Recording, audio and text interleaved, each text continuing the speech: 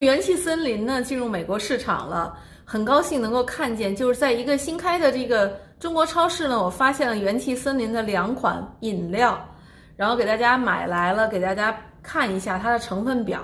分析一下它到底好还是不好。但是我很高兴能够看到这个品牌进入美国市场，国内的朋友呢使劲在说，那我在美国呢是第一次看到它的产品，给大家来看一下，我们看一下它这个后面的这个成分表。表面上他说是零脂肪、零糖、零卡路里，白桃味苏打水，或者是这个外星人电解质水，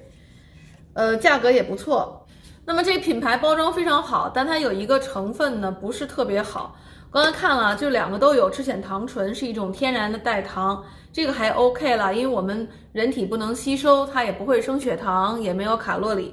但是他们2个都用了一个东西叫 sucralose 是3聚蔗糖，是一种代糖，但是是一种化学代糖。在美国大家都知道这个不好，主要不好的原因呢是，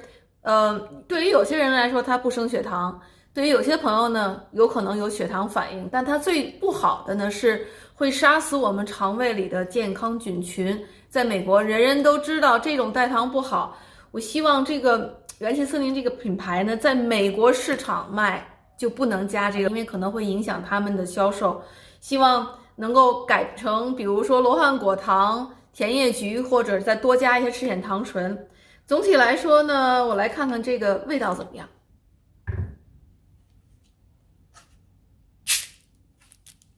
这个是白桃味儿啊，泡出来了。其实口感不错，很好喝。有一点微甜，不是很甜，的确有桃的味道啊，太可惜了，有这 sucralose 这个代糖，